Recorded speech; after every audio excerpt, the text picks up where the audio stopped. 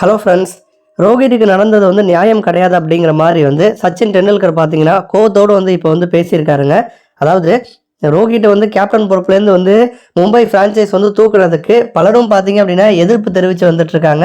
ரசிகர்கள் மத்தியில் மட்டும் இல்லாமல் நிறையா மும்பையில் ஆடக்கூடிய வீரர்கள், முன்னாள் வீரர்கள், இந்த மாதிரி பலரும் பார்த்தீங்கன்னா மும்பை ஃப்ரான்ச்சைஸை தொடர்ந்து விமர்சனம் பண்ணி வந்துட்டு இருக்காங்க.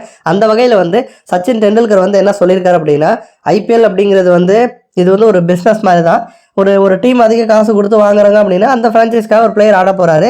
அவங்கள விட இன்னும் அதிகமாக இன்னொரு ஃப்ரான்ச்சைஸ் காசு கொடுக்க ரெடியாக இருக்காங்க, வாங்க ரெடியாக இருக்காங்கன்னா அப்போ அந்த ஃப்ரான்ச்சைஸ்க்காக ஆட வேண்டிய ஒரு கட்டாயத்தில் தான் பிளேயர்ஸ் இருக்காங்க.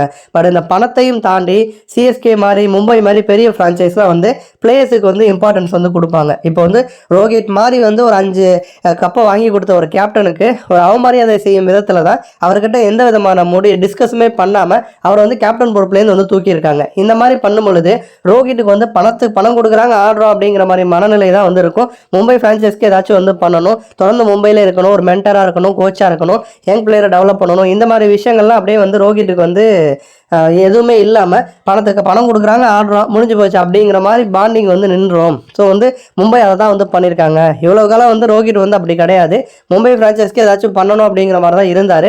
இப்போ மும்பை பண்ண இந்த ஒரு கேப்டன் தூக்குனதுலேருந்து பார்த்தீங்கன்னா கண்டிப்பாக ரோஹித்தோட மனநிலை மாறி இருக்கும் அப்படின்னு தான் நான் நம்புகிறேன். தொடர்ந்து மும்பைக்கு சப்போர்ட் பண்ண எனக்கே விருப்பம் இல்லை. ஸோ அவங்க பண்ணது ரொம்ப தப்பு அப்படிங்கிற மாதிரி சச்சின் இப்போ பேசியிருக்காரு. நன்றி.